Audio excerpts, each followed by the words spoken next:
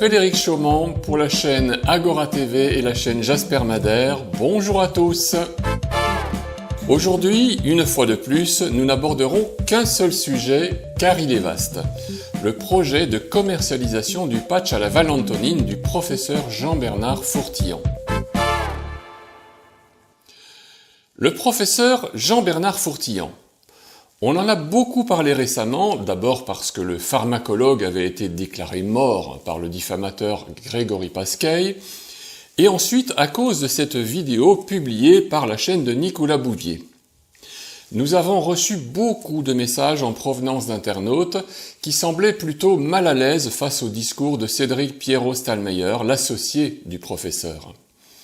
En effet, cela fait 1 an que la société Sodéval encaisse des précommandes pour le patch à la valentonine, alors que le dit produit n'a pas obtenu d'autorisation de mise sur le marché. Nous vous avons expliqué le 25 janvier dernier les tenants et aboutissants de la décision du 2 mars 2023 à la Cour administrative d'appel de Bordeaux. Si le jugement du tribunal administratif de Poitiers du 23 juillet 2020 est effectivement annulé, en revanche, la contestation du patch en qualité de médicament est rejetée. En clair, le patch qui ne peut être assimilé à un complément alimentaire ou à un dispositif médical continue à être considéré comme un médicament et sera donc soumis à une demande d'autorisation de mise sur le marché avec toutes les contraintes que cela implique. C'est-à-dire, premièrement, un dossier conforme aux exigences européennes. Deuxièmement, qualité pharmaceutique, composition détaillée du médicament, substances actives et excipients, description du procédé de fabrication et des contrôles de qualité, stabilité du médicament et conditions de conservation. Tout ça. Troisièmement, efficacité et sécurité clinique, résultats des essais cliniques, phase 1, 2 et 3, démontrant l'efficacité du médicament pour l'indication revendiquée, évaluation des effets indésirables et profil de tolérance. Quatrièmement, bénéfice-risque, justification du rapport bénéfice-risque favorable pour les patients, ce que ne fait pas la France pour les vaccins d'ailleurs. C'est ma petite parenthèse. Cinquièmement, information destinée aux professionnels et aux patients, résumé des caractéristiques du produit, le fameux RCP, notice patient et étiquetage conforme aux exigences réglementaires. À la suite de tous ces éléments, Sodéval devra assurer une pharmacovigilance et signaler les effets indésirables, réaliser des études de post-commercialisation, si demandé, et renouveler l'AMM après 5 ans. Notre ami Rafi de Agora TV s'est rendu chez le professeur Fourtillon pour aller interroger Cédric Pierrot-Stallmeyer et surtout pour lui poser les questions que tout le monde se pose suite à la vidéo produite par la chaîne de Nicolas Bouvier. Beaucoup de choses ont été dites et beaucoup d'incohérences ont été réitérées sur l'aspect commercial et juridique des précommandes. Je remercie Rafi de s'être dévoué pour aller rencontrer ce monsieur, car je reconnais que je n'étais pas vraiment chaud pour aller discuter avec lui, et j'aurais certainement eu beaucoup de mal à garder mon calme. J'aurais été ravi en revanche de revoir Jean-Bernard Fourtillon, bien sûr. Un petit extrait. Ce que je me permets de dire, ce qui est important et qui n'incombe que votre chaîne Agora, c'est qu'aujourd'hui, la partie complicité, il faut pas tout mixer. C'est-à-dire qu'aujourd'hui, il y a des personnes qui font partie ou qui se portent comme faisant partie d'Agora TV, puisque cette personne, je peux la nommer Frédéric Chaumont, qui se permet de tenir des propos qui sont, on va dire, désobligeants, diffamatoires, fallacieux, etc. Que ce monsieur, par rapport à vous, travaille avec un prompteur, donc effectivement, on va dire, ils travaillent pas de la même façon, et surtout qu'aujourd'hui, sa source d'inspiration, on le voit bien sur ses dernières vidéos, à part BF merde, il n'y a pas grand chose, et je trouve dommage parce que le terme juste d'un vrai journaliste est de vérifier ses informations, pas une fois, mais 2 fois, 3 fois. Première petite mise au point, ce que M. Pierrot n'a pas bien observé, c'est que toutes les vidéos de Jasper Madère commencent par un générique de Jasper Madère. Je suis en France, ils sont en Suisse. Je ne me revendique pas comme appartenant à Agora TV, mais nos 2 chaînes collaborent pour avoir une meilleure portée, et je dirais que toutes les chaînes dissidentes devraient en faire autant, face aux médias mainstream qui s'entêtent à nous servir des mensonges depuis des décennies. Quant aux accusations de diffamation, ce sont des accusations graves, et en l'occurrence gratuites si elles ne sont pas accompagnées de preuves, Monsieur Pierrot. Vous expliquez enfin que notre seule inspiration est BF merde. Eh bien là, je laisserai les internautes en juger par leurs commentaires qui sont majoritairement bienveillants et je les en remercie au passage. Parlons ensuite des livraisons qui feraient suite à la souscription d'une précommande. Donc, l'annonce que je fais, c'est-à-dire qu'aujourd'hui, et que où on en a discuté d'ailleurs avec Jean-Bernard Fourtillon, qui pourra attester ce que je dis, on va dire la véracité de mes propos, parce que c'est pas pour rebondir autre chose, parce que on essaye nous aussi d'être en phase avec ce que l'on est. Ce qui est important, là, aujourd'hui, c'est de redonner des réponses aux gens qui s'inquiètent, qui ont des craintes, de dire, parce qu'on a entendu arnaque, escroquerie, alors que les choses soient bien claires.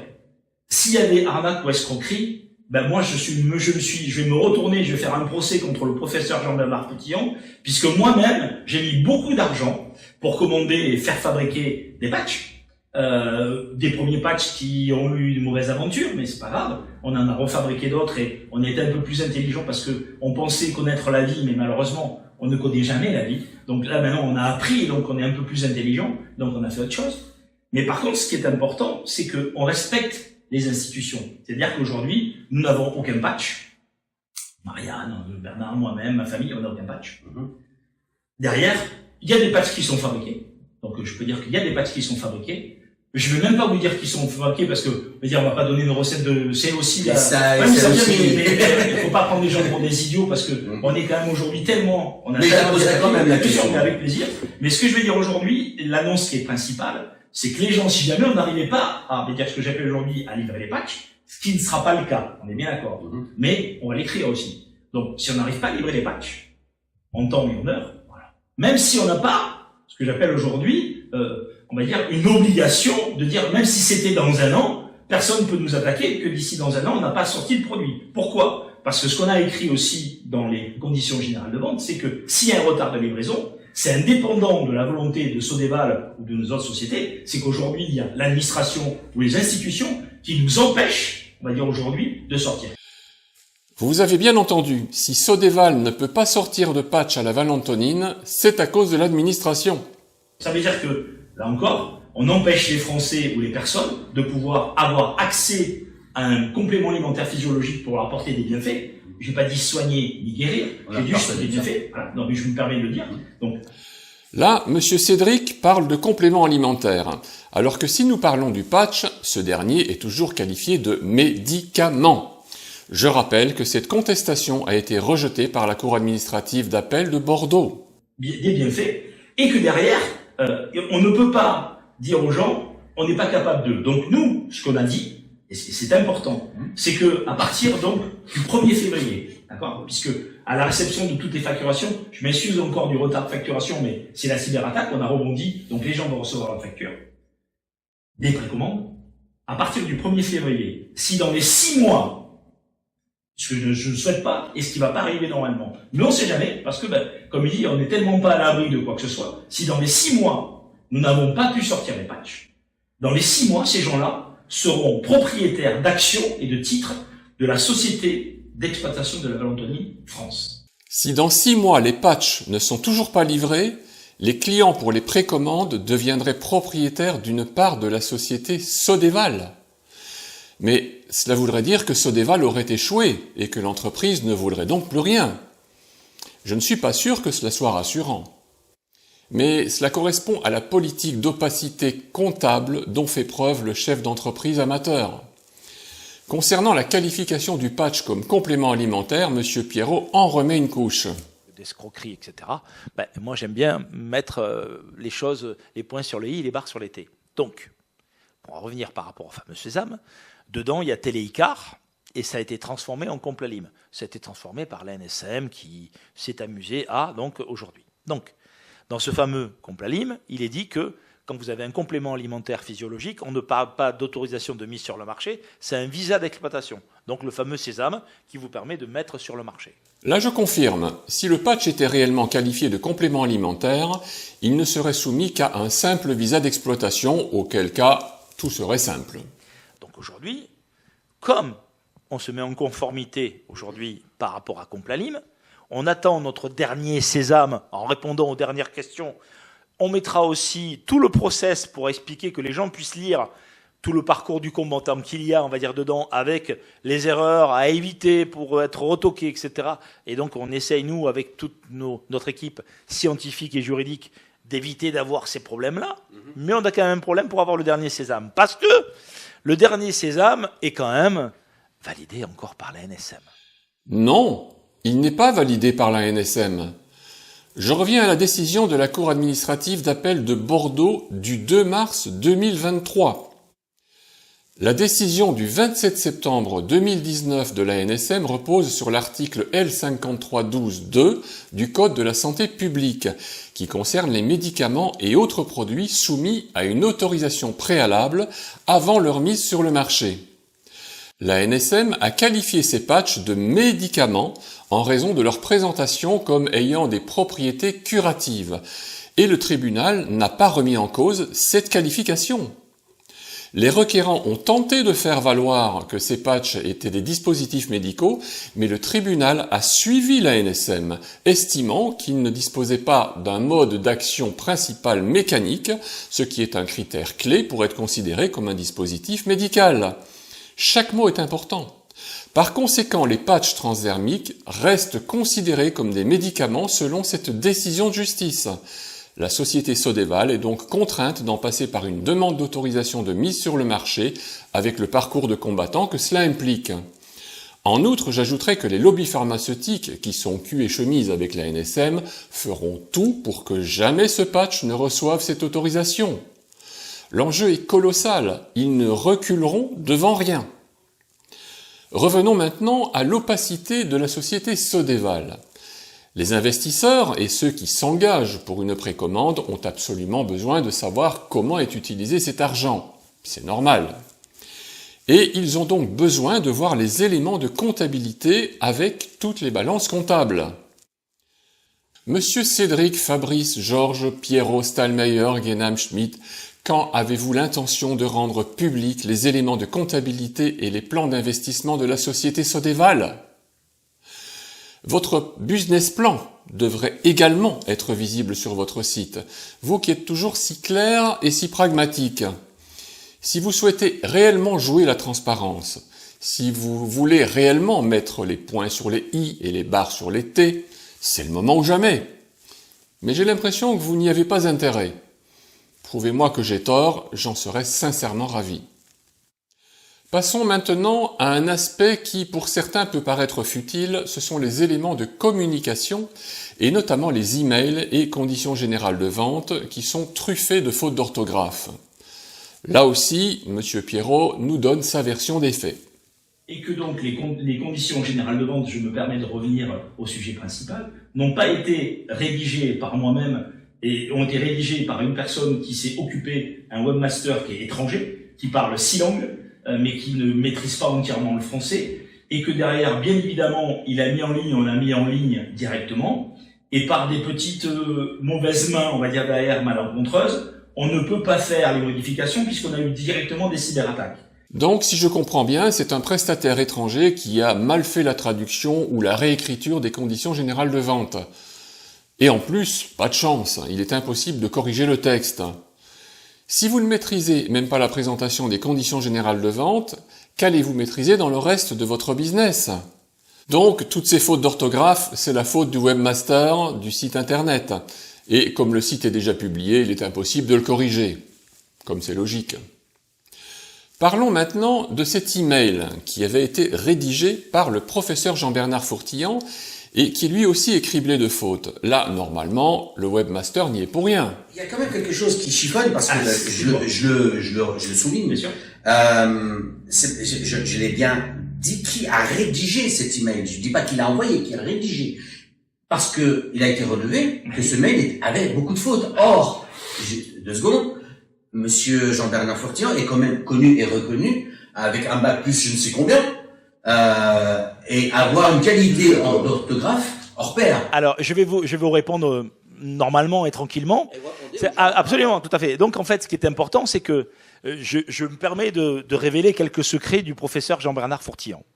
C'est-à-dire qu'aujourd'hui, il n'a pas d'ordinateur.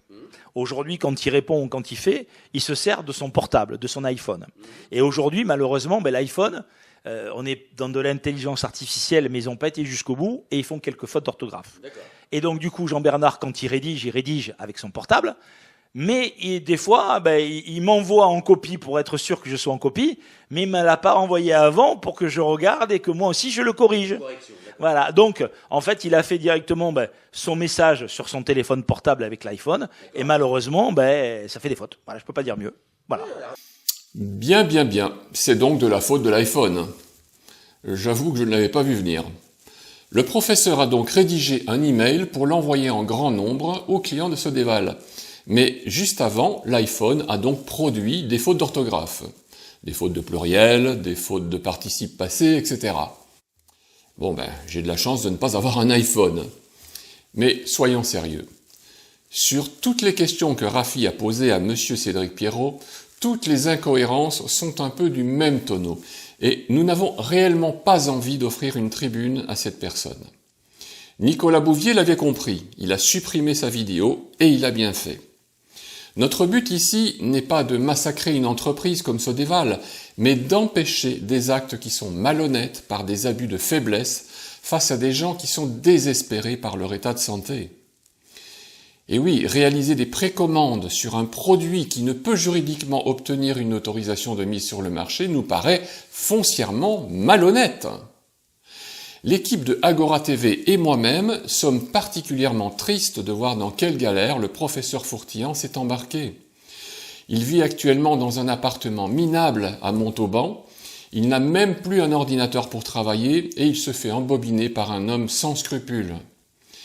Nous savons parfaitement que le patch à la Valentonine est un produit merveilleux et efficace.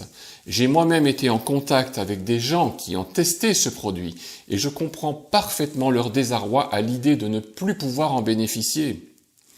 J'ai vu des gens malades au bout de leur vie qui ont senti une nette amélioration au moment de tester le patch et aujourd'hui on essaye de leur faire croire qu'on va pouvoir leur en fournir de nouveau. Nous sommes optimistes quand même. J'ose encore croire que ces patchs seront bientôt disponibles. Mais cela risque de prendre beaucoup plus de temps que les 6 mois qui arrivent. La volonté politique en France aujourd'hui, c'est de rendre indisponibles tous les médicaments qui sont efficaces et qui soignent réellement. Rendez-vous compte, même la plante Artemisia annua est interdite dans notre pays. Aucun effet indésirable, que des vertus curatives. Je ne parlerai évidemment pas de l'hydroxychloroquine, de l'ivermectine et bien d'autres produits qui fonctionnent. Par contre, on va continuer à vous vendre des produits injectables expérimentaux dont la toxicité n'est plus à démontrer, ou encore la chimiothérapie pour les cancéreux, qui sont de véritables tortures et qui mettent à mal notre système immunitaire. Mais au final, oui, nous sommes optimistes. Le nouveau ministre de la Santé américain, Robert Fitzgerald Kennedy, est en train d'ouvrir une brèche qui aura fatalement des répercussions à l'échelle globale. L'obligation vaccinale n'est plus qu'un souvenir, sauf pour l'Union européenne. Mais cette institution qui est en sursis, surtout depuis qu'ils ont mis en place le fameux bouclier démocratique européen, un véritable bouclier contre la démocratie, ça ne tiendra pas. Chères résistantes et chers résistants, l'esclavage va bientôt se terminer. Je vous dis à très bientôt.